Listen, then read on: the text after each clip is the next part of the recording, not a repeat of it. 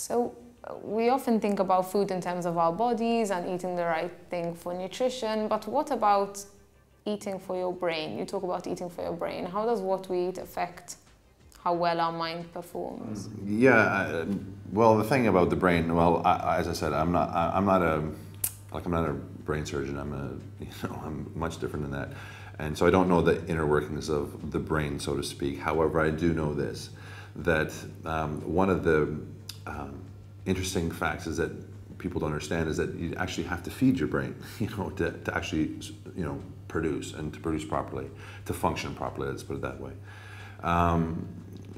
So, I'm always meeting people that are trying to lose weight, and the first thing they do is they're really cutting their calories tremendously.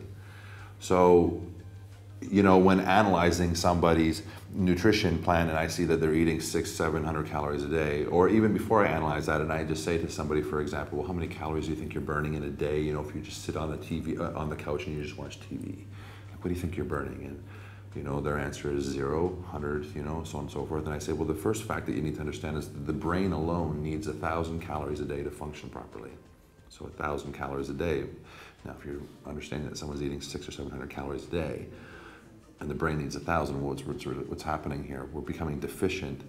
The brain and the way the brain is going to operate is going to be almost, as I would try to explain it, as somebody who's walking around drunk, They are acting as they appear to themselves fine, but others around them see a complete difference in their behavior, their attitude, the way they are, the way they're reacting, the way they're thinking, the way they're remembering things, just the way that they're being.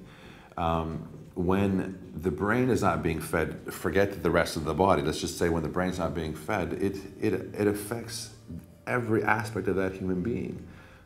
In a social environment, in a work environment. I mean, if you have your staff working and they're not eating well, they're not taking care of themselves, their energy is low, their capacity to make decisions quickly is slow, it's like they're in a brain fog. I describe that a lot where, a brain fog where it's like the fog's there and you're just like, what was I saying? Oh yeah, and it's hard to concentrate, it's hard to focus. And this is really due to the fact that we're not feeding ourselves. So, if somebody is going to master their domain, whether that be their job or their physical health, or whether that be anything, their thoughts, their interactions, their relationships, if they're going to, raise their kids with patience and tolerance, what needs to be happening here is that they need to be fed. These people need to be fed properly so that they can actually have the ability to do this. There's a hormone in the brain called serotonin that it's like the feel-good hormone that gets depleted rather quickly when people are undernourished and they're not eating effectively.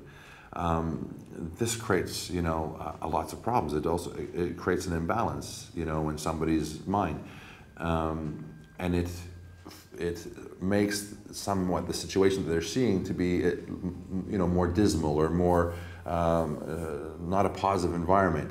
So, as I said, it's like walking around in a cloud. It's we're not functioning as we would normally function. And one of the first things that happens when people are on a healthy, consistent eating plan that not only feeds their brain but their entire body is that they talk about the clarity that they feel, how much sharper that they are, how much more energy that they have, how much more patient they are, how they handle their children better. I remember one client saying to me before she started she couldn't even handle the kids, 2 kids, and they were just driving her nuts.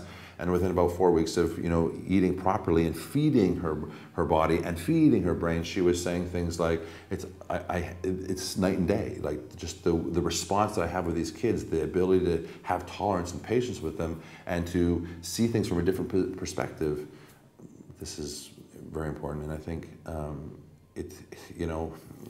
where do you start in life? What do you say is the most important? Do you say it's like, to be confident is most important, or to be valued is most important? They all kind of intertwine to each other. It's like, a recipe that makes bread. They're all very important. But if we're not, first of all, taking care of this aspect alone, how can we then feel, well, I need to be selfish with my time. I need to be positive with my time. I need to be, more encouraging. How do you do these things when your brain's not even functioning properly? So I think, number one, with all people, they need to take a look at this aspect and realize that when we're eating food, it's just not We're not eating food necessarily for the point of, well, this is a great steak and it's nice to be with friends and we're eating, but more importantly that food is more of a natural thing that we need to implement our life to support growth and to support energy and to support vitality within our own life.